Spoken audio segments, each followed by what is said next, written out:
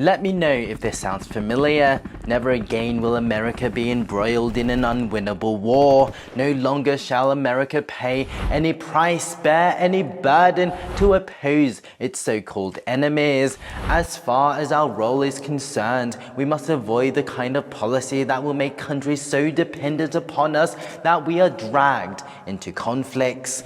This is a quote from President Nixon in 1969, where he essentially told Asian allies that they will need to start providing for their own defense. No longer will America be dragged into a war like Vietnam. The question is, did it create a safer world? Well, this Nixon doctrine implied that the US will say flexible with its security commitments, which despite some assurances from Nixon still caused turmoil throughout the world, seeing the US as an increasingly unreliable ally, especially when the US hinted at withdrawing soldiers from South Korea in 1970 and abandoning South Vietnam entirely. Both Taiwan and South Korea, who heavily depended on the US for protection, decided to seriously pursue nuclear weapons. They would stop, publicly at least, after the US backtracked and reaffirmed their defense obligations.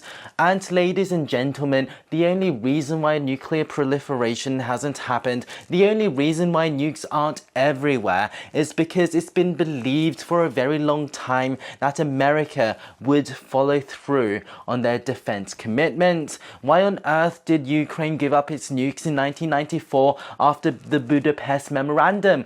Well, it's because they trusted the security guarantees from America. And now America is pulling back once again. According to Politico, Europe's politicians are openly discussing how they could tackle the threat of nuclear attack without American help.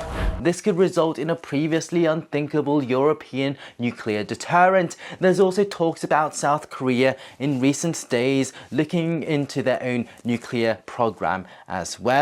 Basically, a retreat of America from its international commitment will likely see nuclear proliferation all around the world, increasing the chances of rogue actors getting their hands on these world-ending weapons. But will a nuclear-armed Poland, Japan, Taiwan, or how about Ukraine result in a more peaceful or a more frightful world? Let me know your thoughts in the comments below.